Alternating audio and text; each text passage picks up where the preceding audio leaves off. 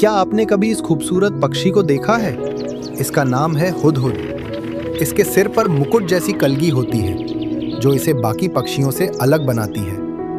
ये अपनी लंबी और पतली चोंच से जमीन में छिपे कीड़े ढूंढ कर खाता है। खतरा महसूस होने पर इसकी कलगी पूरी तरह खुल जाती है, जो देखने में बेहद शानदार लगती है। क्या आपने अपने इलाके में हुदहुद देखा है?